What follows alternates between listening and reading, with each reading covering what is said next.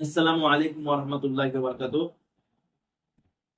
প্রিয় আমার ভিউয়ার্স ভাইয়েরা ও দেশ ও প্রবাসী থেকে যে সমস্ত ভাইয়েরা দেখছেন তাদেরকে সকলে আমার অন্তরস্থল থেকে আমি সালাম জানাচ্ছি। আসসালামু আলাইকুম ওয়া রাহমাতুল্লাহি ওয়া বারাকাতুহু। আপনারা সকলে ভালো আছেন? আল্লাহ তাবারক তাআলা মেহেরবানিতে এবং আপনাদের দোয়া আল্লাহ তাবারক তাআলা আমাকে ভালো রাখছেন, আলহামদুলিল্লাহ। আমি হক রুহানি চিকিৎসায় ফেসবুক পেজ ও ইউটিউব চ্যানেলের পক্ষ থেকে আমি আপনাদেরকে মুবারকবাদ জানাচ্ছি।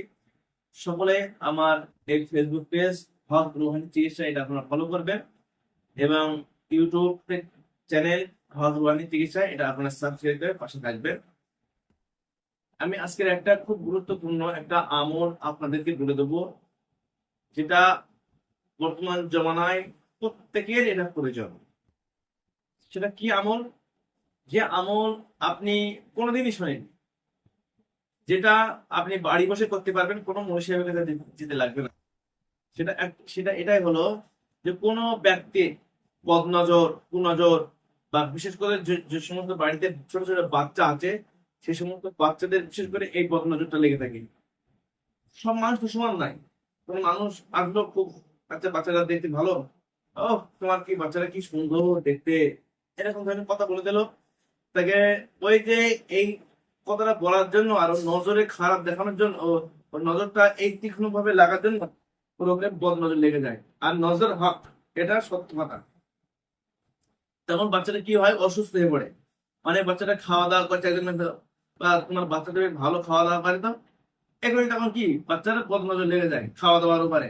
যে বাচ্চাটা এখন পরে ভালো খায় না, সবসময় পাতলা পায়খানা করতেছে, শরীর লাগে না, এগুলো বদ নজরের কারণে হয়। সবসময় শরীর খারাপ, এগুলো বদ নজরের কারণে হয়। সেই জন্য আল্লাহ পাক রব্বুল আলামিন কোরআনের আয়াত আছে যার মাধ্যম দ্বারায় বদনজর, কুনজর, মুখদোষ ধ্বংস করে দেওয়া যাবে এক নিমেষে। সেটা হলো কি, বিসমিল্লাহির রহমানির রহিম। তার আগে কি প্রয়োজন?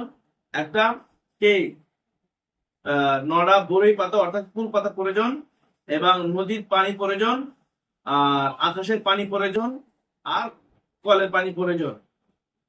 এইগুলো মিক্স করতে হবে।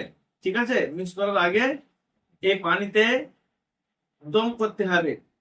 আর দমটা আপনি কি দিয়ে করবেন? বিসমিল্লাহির রহমানির রহিম কোরআন শরীফের এই আয়াত দিয়ে আপনি কি করবেন? তেলাওয়াত করবেন। সূরা কলম পারা 29 নম্বর এই আয়াত দ্বারা আপনি কি করবেন? তেলাওয়াত করে পানিতে দম করবেন। আর ওই বাচ্চা এবং রোগীর শরীরে ফু দেবেন। কি সেই আয়াতটা?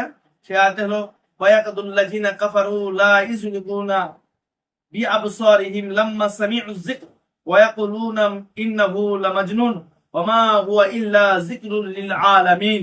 এই আয়াতটা পড়তে হবে, কবার পড়তে হবে? এই আয়াতটা 11 বার পড়তে হবে। 11 বার পড়ার পরে আপনি পানিতে দম করবেন এবং সেই রোগী এবং বাচ্চার শরীরে দম করবেন। দম করার পরে আল্লাহ পাকের মেহেরবানিতে তার বদনজর কেটে যাবে এবং ওই ফুল পাতাটা সিদ্ধ করে আপনি এই পানিটা নিয়ে আর এই দম করা পানিগুলো দিয়ে মিক্স করে গোসল করে দেবেন। ইনশাআল্লাহ আল্লাহ তাআলার ফজল ও করমে বাচ্চা সুস্থ হয়ে যাবে, রোগী সুস্থ হয়ে যাবে। এটা কত সুস্থ হয়ে যাবে। এবং এটা কতদিন করবেন আপনি? এটা করবেন মাত্র 11 দিন। মাত্র 11 দিন করবেন। ইনশাআল্লাহ আল্লাহ ফজল ও করমে বদনজর, কুনজর পুরো ধ্বংস হয়ে যাবে, বরবাদ হয়ে যাবে। দোয়া করবেন। আসসালামু আলাইকুম ওয়া রাহমাতুল্লাহ।